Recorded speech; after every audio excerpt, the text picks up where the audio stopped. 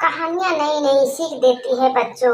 मैं अगर अच्छे अच्छे संस्कार सीखने की हो तो कहानियाँ सबसे अच्छा जरिया बन सकती है।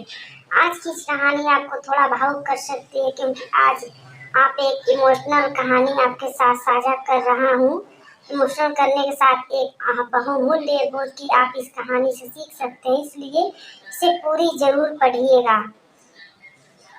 एक बूढ़ा भिखारी। अनोखा कहानी। हर दिन एक भिखारी दरवाजे के पास आकर भीख मांगता था और घर का मालिक हमेशा घर के बाहर आ फिर जाया करता। कई बार उसके लिए गालियां भी बकता और वो कहता, तू जिंदा क्यों है? पूरी जिंदगी ऐसे ही भीख मांगेगा क्या? धरती का बोझ क्यों बन बैठा है? और कभी कभी उस भिखारी को गुस्से से वह धक्का भी मार दिया करता। इतना कुछ हो जाने के बावजूद अधिकारी के मुंह से सिर्फ यही निकलता कि भगवान भगवान तुम्हारे पापों को माफ करे। एक बार सेठ को धंधे में बड़ा नुकसान होने की खबर मिली। सेठ बहुत परेशान था। तभी उसके दरवाजे पर वही भिखारी आया। गुस्से से अपना आपा खोते हुए सेठ ने उस भिखारी को पत्थर दे मारा। पत्थर लगने के कारण भिखारी का सर फूट गया और उसके सर से खून बहने लगा। फिर भी दर्द से कराते हुए भिखारी ने इतना ही कहा, भगवान तुम्हारे पाप को माफ करे। देखिए, भिखारी वहां से चला गया। सेठ सोच में पड़ गया कि भिखारी को पत्थर मारा, फिर भी उसने सिर्फ प्रार्थना की। सेठ का गुस्सा शांत हुआ। सेठ का मन शांत हुआ। भिखारी और रहस्य जानने के लिए सेठ भिखारी का पीछा करना शुरू कर दिया। भिखारी जहाँ जहाँ जाता सेठ उसके पीछे जाता। सेठ ने देखा कि कोई उसके खाना देता, कोई उसको मारता, कोई अपने अपमानित करता तो कोई गाली देता। लोग भिखारी को साथ चाहे जैसा व्यवहार करते, लेकिन भिखारी सबके लिए एक ही प्रार्थना करता, भगवान तुम्हारे पापों को माफ करे। अब रात होने वाली आई थी। भिखारी अपने घर जाने के लिए लौटा। वो अपने घर पहुंचा गया, लेकिन सेठ भी उसका पीछा कर ही रहा था। एक पुरानी टूटी हुई खटिया पर एक बूढ़ी औरत लेटी हुई थी। काफी कमजोर और बीमार लग रही थी। वो भिखारी की पत्नी थी। अपने पति को वापस आते देख वो खाट से उठ खड़ी हुई। पत्नी ने अपने पति से भीख वाले कटोरा देखा। उसमें सिर्फ आधी बासी रोटी थी।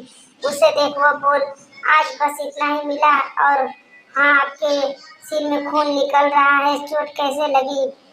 बूढ़ा भिखारी बोला, आज बस इतना ही मिला, किसी ने कुछ नहीं दिया, सब ने गालियां दी और एक नए पत्थर भी फेंकना, इसलिए मेरा सर फट गया।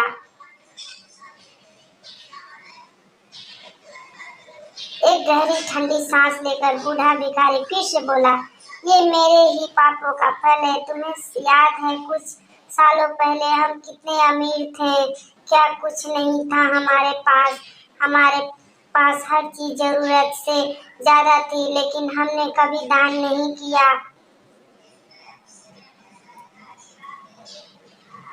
और उस भी बुरा हमने उस अध भिखारी के साथ किया जो हमारे द्वार पर भीख मांगने आया करता था। बूढ़ी पत्नी आंखों में आंसू आ गए। वो बोली, हाँ, हम उस बेचारे अंधे के साथ बहुत बुरा करते थे, उसका अपमान करते थे, उसे खाने के लिए रोटी की जगह कागज दिया करते थे, उसका मजाक उड़ाया करते थे और कभी कभी मारा भी करते थे। मैंने कभी उससे रास्ता नहीं दिखाया। एक बार मैंने उसके मुंह पर मिट्टी भी फेंक दी थी और वो हमेशा दुखी होकर यही कहता था कि भगवान तुम्हारे पापों के लिए सजा देगा, भगवान तुम्हारे पापों की सजा जरूर देगा।